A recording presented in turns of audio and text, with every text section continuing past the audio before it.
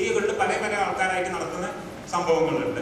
ഇതിൻ്റെ ഇടയ്ക്ക് ഞാൻ ഇതേമാതിരത്തെ ഒരു സംഭവത്തിൽ അത്തോളി ഒരു ആശ്രമത്തിൽ പോയി ഞാൻ സംസാരിക്കുകയുണ്ടായി.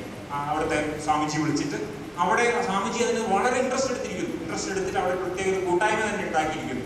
അവിടെ പോയി എനിക്ക് സംസാരിക്കാം. അതേമാതിരി തന്നെ മുസ്ലിം ആവട്ടെ, ക്രിസ്ത്യൻ ഫെലോഷിപ്പ് ആവട്ടെ, ഒരുപാട് ഫെലോഷിപ്പുകൾ ഇതിന് വേണ്ടിയിട്ട് ആത്മീയപരമായ പുരോഗതിക്ക് വേണ്ടി വർക്ക് ചെയ്യുന്ന ആൾക്കാരുണ്ട്. അതും നടക്കുന്നതാണ്. നെക്സ്റ്റ് വേണ്ട.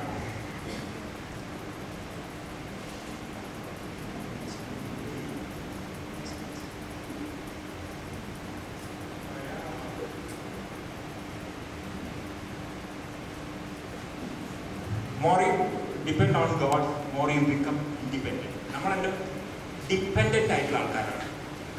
പലതരത്തിലും നമ്മൾ ഡിപ്പെൻഡൻ്റ് ആയിപ്പോയി. അപ്പം ബിൽ ഡബ്ല്യു എന്ന് പറയുന്ന വ്യക്തിയുണ്ട്. അദ്ദേഹമാണ് ആൽക്കഹോളിക് അനോണിമസിന് ഫൗണ്ടേഷൻ ഇട്ടിരിക്കുന്നത്. അപ്പം അദ്ദേഹം പറയുന്നത് more you depend on God, more you become independent. ദൈവത്തോട് നിങ്ങൾ എത്രത്തോളം അടുക്കുമ്പോൾ നിങ്ങൾ ഇതേമാതിരി വിധേയത്വമുണ്ടാവുന്ന വസ്തുക്കളിൽ നിന്ന് നിങ്ങൾക്ക് സുഖമായി ജീവിക്കാം. And mother Teresa said never hate your enemies, hate enmity. മദ്യത്തെ എല്ലാം വെറുക്കേണ്ടത്,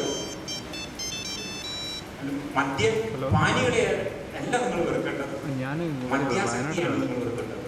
ഞാൻ വർക്ക് ചെയ്യുന്ന ലാബിൽ ഇഷ്ടംമാതിരി ക്യാൻഡിൽ കൊണ്ടുവച്ചിട്ടുണ്ട്. കാരണം ഞങ്ങൾ ഡിസെക്ഷൻസ് ഒക്കെ ചെയ്യുന്നതും അതേമാതിരി പ്രിസർവ് ചെയ്യുന്നതും ആൽക്കഹോളിലാണ്. എൻ്റെ 100% ആൽക്കഹോളുണ്ട്. ചാരായം ഞങ്ങളുടെ ലാബിൽ ഇഷ്ടംമാതിരി ഉണ്ട്.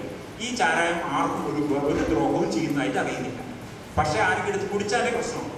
അപ്പം മദ്യം പ്രശ്നക്കാരനല്ല, മദ്യ ആസക്തിയാണ് പ്രശ്നക്കാരൻ. That should be treated. Next.